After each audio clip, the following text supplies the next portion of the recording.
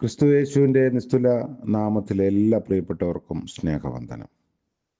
ഇന്നത്തെ നമ്മുടെ ധ്യാനത്തിനായി 85 സങ്കീർത്തനം 6 വാക്യം. സങ്കീർത്തനം 85:6. നിന്റെ ജനം നിന്നിൽ ആനന്ദിക്കേണ്ടതിന് നീ ഞങ്ങളെ വീണ്ടും ജീവിപ്പിക്കയില്ലയോ? 3 കാര്യങ്ങളാണ് ഈ വാക്യത്തിൽ പറയുന്നത്. നിന്റെ ജനം നിന്നിൽ ആനന്ദിക്കുക, വീണ്ടും ജീവിക്കപ്പെടുക. അതായത് ഇപ്പോൾ ജീവൻ നഷ്ടപ്പെട്ട അവസ്ഥയിലാണെങ്കിൽ വീണ്ടും ജീവന്റെ പുതുക്കത്തിലേക്ക് കൊണ്ടുവരിക. പഴയ നിയമം മുഴുവനും, പ്രത്യേകിച്ച് ആവർത്തന പുസ്തകം മുഴുവനും നോക്കുമ്പോൾ വലിയവനായ ദൈവത്തിൻ്റെ സ്വന്തം സ്വത്തായി ഇസ്രായേൽ ജനത്തെ വിശേഷിപ്പിക്കുന്ന തൻ്റെ ജനം എന്ന വാക്ക് ധാരാളം ഇടങ്ങളിൽ കാണാം. എൻ്റെ ജനമേ എന്ന് വിളിക്കുന്ന ഉടമസ്ഥാവകാശമുള്ള ദൈവത്തെ നമ്മൾ കാണുന്നു.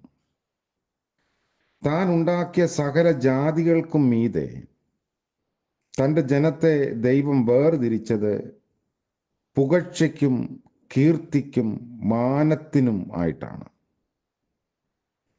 സ്വന്ത ജനം, വിശുദ്ധ ജനം, ശ്രേഷ്ഠ ജനം എന്നുള്ളതാണ് ദൈവത്തിന് തൻ്റെ ജനത്തെക്കുറിച്ചുള്ള ഉദ്ദേശം. ആവർത്തന പുസ്തകം 14-ാം അധ്യായത്തിൽ തങ്ങൾ യഹോവയ്ക്ക് മക്കളാകുന്നു എന്ന് പറഞ്ഞിട്ടുണ്ട്. മക്കൾക്കുള്ള അവകാശവും പദവിയും മറ്റാർക്കും വിട്ടുകൊടുത്തിട്ടില്ല. പുതിയ നിയമ ഇസ്രായേലായ നാം തീർച്ചയായും തൻ്റെ ജനമാണെന്ന് മാത്രമല്ല, തൻ്റെ മക്കളും അവകാശികളും എല്ലാമാണ്. രണ്ടാമത്, നിന്നിൽ ആനന്ദിക്കുക എന്നതാണ്.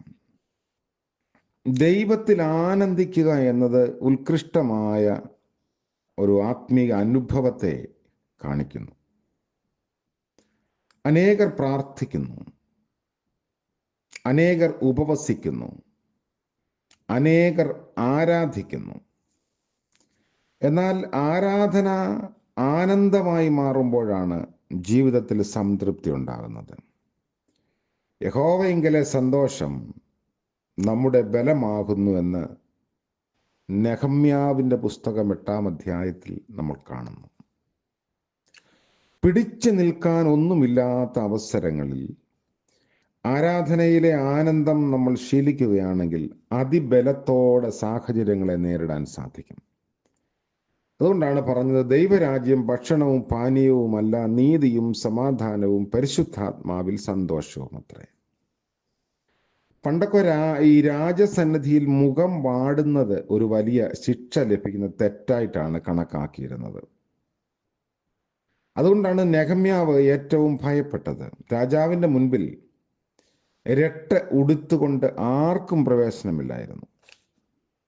ഈ ഭൂമിയിലെ രാജാക്കന്മാരുടെ മുൻപിൽ വിലപിക്കാനേ പാടില്ല എങ്കിൽ നമ്മുടെ സൃഷ്ടിതാവായ ദൈവത്തിൻ്റെ മുൻപാകെ എത്രമാത്രം ആനന്ദിക്കണമെന്ന് ചിന്തിക്കേണ്ടിയിരിക്കുന്നു. ആവർത്തന പുസ്തകം 14:26 26:11 നമ്മൾ നോക്കുമ്പോൾ നീ യഹോവയുടെ സന്നിധിയിൽ സന്തോഷിക്കണം എന്നാണ് കാണുന്നത്. സമൃദ്ധി ഉണ്ടാകുമ്പോൾ ദൈവസന്നിധിയിൽ ആനന്ദിക്കണം. ദാവീദ് ദൈവ മുൻപാകെ നൃത്തം ചെയ്ത് സന്തോഷിച്ചു. ദൈവവചനത്തിൽ ഇതുപോലെ വീണ്ടും അനവധി വാഗ്ദത്തങ്ങളുണ്ട്. അവർ നിന്റെ സന്നിധിയിൽ സന്തോഷിക്കുന്ന സന്തോഷം കൊയ്ത്തുകാലത്തിലെ സന്തോഷം പോലെയും കൊള്ള പങ്കിടുമ്പോൾ ആനന്ദിക്കുന്നത് പോലെയും ആണ്. കൊയ്ത്തും കൊള്ളയും ചുരുക്കം പേർക്ക് മാത്രമല്ല സന്തോഷം നൽകുന്നത്. പങ്കെടുക്കുന്ന ഏവർക്കും, ചെറിയവർക്കും വലിയവർക്കും, കാലാ പൊറുക്കുന്നവർക്കും, കാവൽ കിടക്കുന്നവർക്കും, ഒരുപക്ഷെ ചുമക്കുന്നവർക്കും, ഉടമസ്ഥനുമെല്ലാം സന്തോഷമുണ്ടാകും. പ്രതിഫലവും നൽകുന്നതാണ് കൊയ്ത്തും കൊള്ളയും. അതുപോലെ പങ്കെടുക്കുന്ന ഏവർക്കും സന്തോഷം നൽകുന്നതായിരിക്കണം യഥാർത്ഥ ആരാധന. അതുകൊണ്ട് തീരുന്നില്ല. ദൈവസന്നിധിയിൽ സന്തോഷ പരിപൂർണതയും വലതുഭാഗത്ത് പ്രമോദങ്ങളും ഉണ്ടെന്ന് 16 സങ്കീർത്തനത്തിൽ നമ്മൾ വായിക്കുന്നുണ്ട്. സന്തോഷത്തോടെ രക്ഷയുടെ ഉറവകളിൽ നിന്ന് വെള്ളം കോരുമെന്ന് യെശയ്യാവ് 12-ാം അധ്യായത്തിൽ വായിക്കുന്നു. സ്തോത്രത്തോടെ പാടി ആശ്രയിച്ച് വെള്ളം കോരിയെടുക്കണം. അതായത് അത് ആനന്ദത്തോടെയും സന്തോഷത്തോടെയും ചെയ്യേണ്ട കാര്യമാണ്. ദൈവത്തിൻ്റെ ദാനം എന്തെന്നറിയുന്നവർക്ക് ജീവജലത്തിൻ്റെ ഉറവയെ ഗ്രഹിക്കാൻ സാധിക്കുകയുള്ളൂ.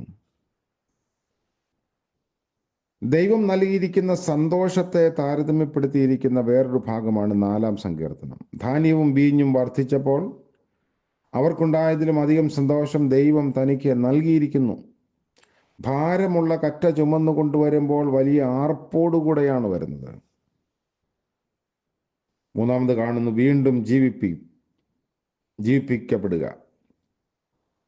ആ വാക്യത്തിൽ നിന്ന് തന്നെ മനസ്സിലാകുന്നത് ഒരിക്കൽ ജീവൻ പ്രാപിച്ചുവെങ്കിലും ക്രമേണ അത് നഷ്ടപ്പെട്ടു. ഇന്ന് ആനന്ദമില്ല, സന്തോഷമില്ല.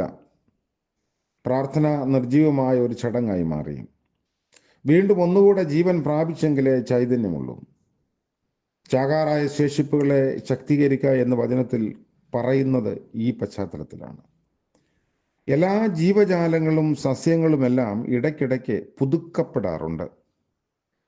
പുതുക്കം പ്രാപിക്കുന്നതിന് മുന്നോടിയായി അത് തളിർക്കും, പിന്നെ പൂക്കും, ഫലം കായ്ക്കും. ഫലം പുറപ്പെടുവിക്കണമെങ്കിൽ പുതുക്കപ്പെടണം. പ്രവർത്തിച്ച് ക്ഷീണിക്കുമ്പോൾ കൂടുതൽ പ്രവർത്തിക്കാനായി ശക്തി പുതുക്കപ്പെടണം.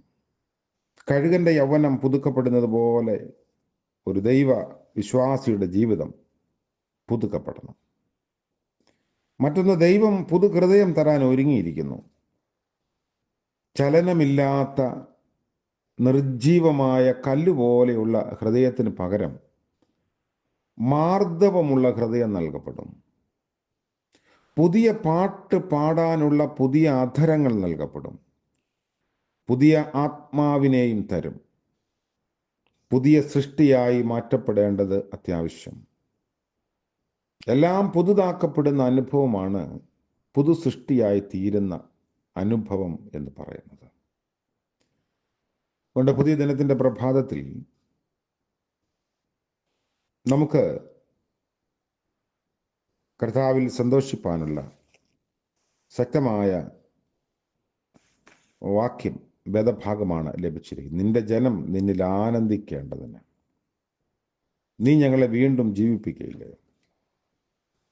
വീണ്ടും ജീവിപ്പിക്കുന്ന, പുതുക്കപ്പെടുത്താൻ ആഗ്രഹിക്കുന്ന ദൈവസന്നിധിയിലാണ് നമ്മളായിരിക്കുന്നത്. ഇന്നത്തെ പകൽക്കാല ജീവിതത്തിൽ ഈ പുതുക്കത്തിൻ്റെ അനുഭവത്തിലായിരിക്കാൻ ദൈവം നമ്മളെ ഇടയാക്കട്ടെ.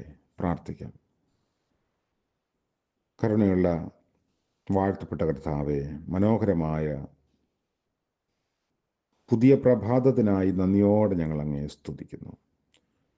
ഇന്നത്തെ പകൽക്കാല ജീവിതത്തിൽ അവിടുത്തെ കൃപയും കരുണയും ഞങ്ങൾക്ക് നൽകണമേ. ഞങ്ങൾ പുതുക്കപ്പെടുവാൻ, കർത്താവിൽ സന്തോഷിപ്പാൻ, ആനന്ദിപ്പാൻ ഞങ്ങളെ സഹായിക്കണമേ. ഇന്ന് പ്രഭാതം മുതൽ പ്രദോഷം വരെയും ഞങ്ങളുടെ എല്ലാ പ്രവൃത്തികളിലും, ജോലിവേലകളിലും, ആവശ്യങ്ങളിലുമൊക്കെ അവിടുന്ന് കൂടെ ഇരുന്ന് വഴി നടത്തണമേ. ആലോചകനായി കർത്താവെ, വഴികാട്ടിയായി ഒപ്പമുണ്ടായിരിക്കണമേ. ഇന്ന് ജന്മദിനം ആഘോഷിക്കുന്ന പ്രിയപ്പെട്ടവരെയും വിവാഹവാർഷികം ആഘോഷിക്കുന്നവരെയും ഓർത്ത് പ്രത്യേകമായി പ്രാർത്ഥിക്കുന്നു. അനുഗ്രഹത്തിൻ്റെയും നന്മയുടെയും പുതുക്കപ്പെടലിൻ്റെയും പുതിയ അനുഭവങ്ങളിലേക്ക് പ്രവേശിപ്പാൻ കർത്താവ് സഹായിക്കണമേ. യേശു മശിഹ മൂലം പ്രാർത്ഥിക്കുന്നു. കൃപയോടെ കേൾക്കുമാറാകണമേ. ആമേൻ. ത്രിയേക ദൈവത്തിൻ്റെ അനുഗ്രഹവും കാവലും നാം എല്ലാവരോടും കൂടെ ഇന്നും എന്നേക്കും ഉണ്ടായിരിക്കുമാറാകട്ടെ. ആമേൻ.